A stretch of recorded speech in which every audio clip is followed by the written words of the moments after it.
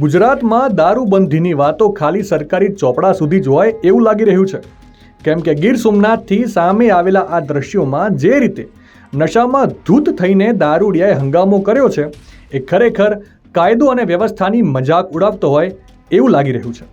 મળતી માહિતી મુજબ ગીર સોમનાથ જિલ્લાના ઉના શહેરમાં દારૂના નશામાં ધૂત એક યુવકે ભારે હોબાળો મચાવ્યો હતો।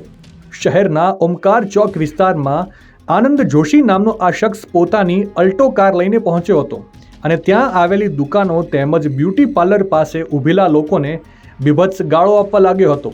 દારૂડિયાના ત્રાસથી કંટાળીને બ્યુટી પાર્લરની મહિલા સંચાલકે તત્કાલ 112 નંબર પર કોલ કરીને પોલીસને જાણ કરી હતી।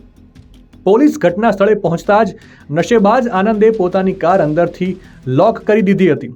તેણે પોલીસ સાથે પણ ઉદ્ધત વર્તન કર્યું અને આખરે પોલીસે પરિસ્થિતિ પર કાબૂ મેળવવા માટે બળ પ્રયોગ કરવો પડ્યો હતો।